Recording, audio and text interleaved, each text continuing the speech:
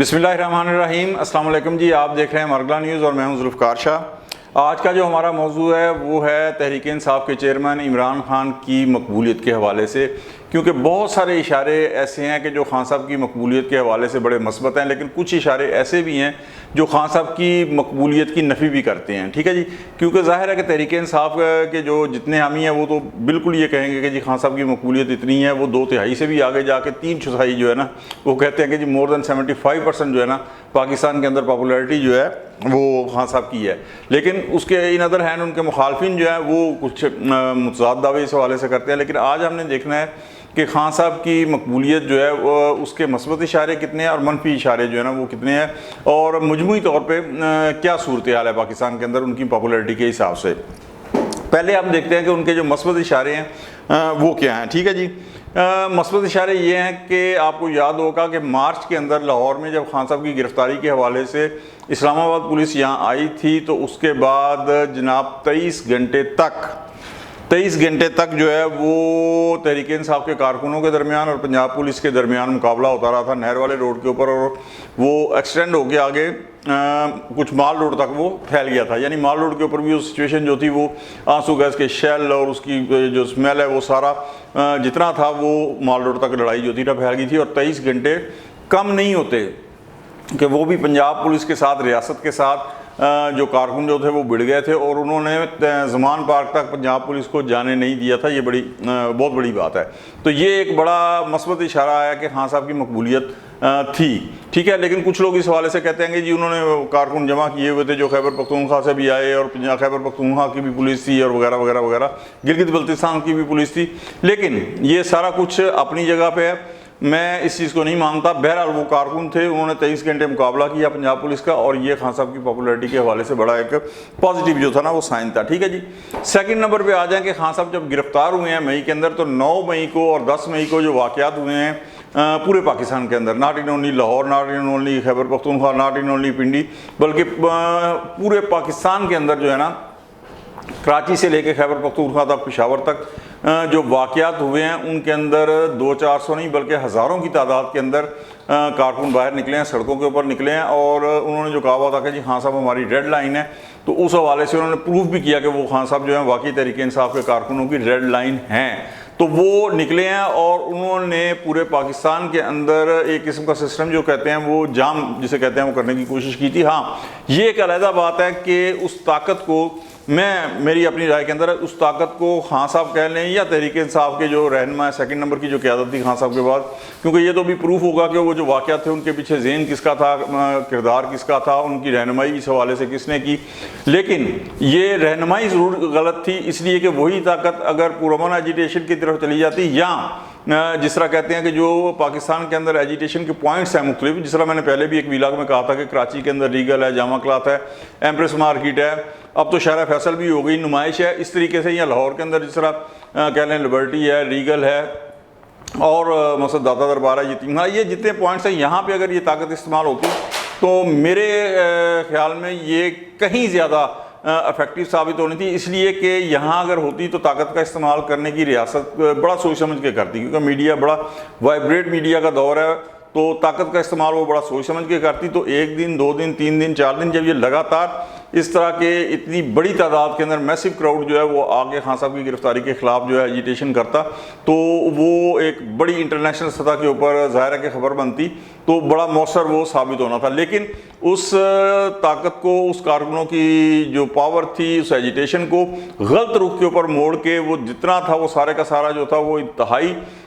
जो हसास दिफाई तनसीबात थी उनकी तरफ मोड़ दिया गया। जाहिर है कि जो कोई भी बंदा जो है, जो कोई भी मुहिब वतन उसकी तारीफ़ नहीं कर सकता, तहसीन नहीं कर सकता, बल्कि कंडेम करेगा उसको कि ये तरीक़ाकार ही गलत था कि आप जितनी दिफाई तनसीबात है और फिर सारी की सारी जितना भी एजिटेशन है पूरे पाकिस्तान के अंदर, उनका कहीं और रुख नहीं था, वो सारे का सारा जो था ना वो हसास दफाई तनसीबात की तरफ था या कोर कमांडर की हाउस की तरफ था, इस तरीक़े से जितने भी थे। तो ये कोई काबिल तारीफ़ बात नहीं थी, बल्कि इंतहाई गलत सिम के अंदर कारकुनों की ताकत को इस्तेमाल किया गया, और उसका फिर ज़ाहिर है कि नतीजा भी बाद में भुगता। तो लेकिन बहरहाल ये भी खान साहब की एक पॉपुलैरिटी का जो था ना एक बड़ा मस्बत और पावरफुल एक साइन था। तीसरा, अभी हाल ही में गुज़िश्ता दिनों एक गैलप सर्वे हुआ है, ठीक है जी, उस गैलप सर्वे के हवाले से جو ہے وہ اعداد و شمار جو آئے ہیں اس کے حساب سے بھی خان صاحب کی جو ہے ایک پاپولیرٹی دکھائی گئی ہے کہ وہ دوسری جماعتوں سے زیادہ نہیں بلکہ بہت زیادہ آگے ہے. لیکن اس گیلپ سروے میں جہاں یہ پروف ہوتا ہے کہ خان صاحب جو ہیں وہ پاپولر ترین لیڈر ہیں پاکستان کے اندر, تو اس حوالے سے کچھ منفی سائن بھی ہیں اسی گیلپ سروے میں, لیکن وہ دوسرے جب ہم غیر مقبولیت کے حوالے سے بات کریں گے تو اس کے اندر اس کی بات کریں گے. چوتھا سائن جو ہے وہ یہ ہے کہ الیکٹرانک سوشل میڈیا, تو یہ کہا جاتا ہے کہ تحریک انصاف اس میں بہت زیادہ مضبوط ہے, اس کے کارکن جو ہیں بہت زیادہ مضبوط ہیں, تو سوشل میڈیا کے اوپر پوری ان کی گرفت ہے. لیکن الیکٹرانک میڈیا کے اوپر بھی ہم دیکھ رہے ہیں کہ جو ایک اینکروکریسی ہے نا, اس کا بھی کافی سے زیادہ جو رجحان ہے نا, ایک تو وہ ہم خیال اینکر ہیں نا, ان کی بات آپ چھوڑ دیں, لیکن جو نیوٹرل ہیں یا جو پرو نواز لیگ اینکر گنے جاتے ہیں, تصور کیے جاتے ہیں, ان کا بھی رخ جو ہے نا وہ مقصد اب نواز لیگ کی, تحریک انصاف کی اور خان صاحب کی حمایت کی طرف آ رہا ہے. ٹھیک ہے جی, اور جو ہم خیال ہیں ان کی تو خیر بات ہی کیا ہے. ٹھیک ہے, اس کے علاوہ ایک اور بہت بڑا جو خان صاحب کی مقبولیت کے حوالے سے جسے کہتے ہیں سائن کہنا چاہیے, پروف کہہ لیں آپ یا جو مرضی کہہ لیں, وہ یہ ہے کہ الیکشن میں تاخیر. ٹھیک ہے جی, اب میں پھر یہاں پہ یہ کہوں گا کہ تھوڑی دیر کے لیے آپ کہہ لیں کہ جی کوئی واقعی کوئی وجہ ہے الیکشن میں تاخیر کی, لیکن جو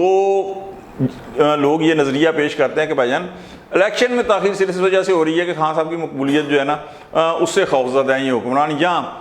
جو دوسری پارٹیاں جو الیکشن میں تاخیر کر رہی ہیں, تو ان کا یہ نقطہ بہت زیادہ مضبوط ہے, اس کا جواب نہیں دیا جا سکتا, اس لیے کہ بڑا سیدھا اور واضح کلیم وہ کرتے ہیں کہ جی اگر آپ خان صاحب کی مقبولیت سے خائف نہیں ہیں, وہ کہتے ہیں جی آن گراؤنڈ مقبولیت خان صاحب کی آج بھی, تو پھر آپ الیکشن کروا دیں, اللہ خیر صلاح. وہ کہتے ہیں پنجاب اور خیبر پختونخوا میں آپ نے الیکشن کیوں نہیں کروائے, کیونکہ آپ خان صاحب کی مقبولیت سے خائف تھے. حالانکہ ٹھیک ہے وہاں اگر الیکشن ہو جاتے تو ان میں اور بھی بہت ساری پیچیدگیاں تھیں, لیکن اب جو جنرل الیکشن ہے وہ قومی اسمبلی اور دیگر 2 صوبوں کی جو اسمبلیاں تھیں, پروونشل اسمبلیاں, ان کی تحلیل کے 90 دن کے اندر ہونے چاہیے تھے. ٹھیک ہے, لیکن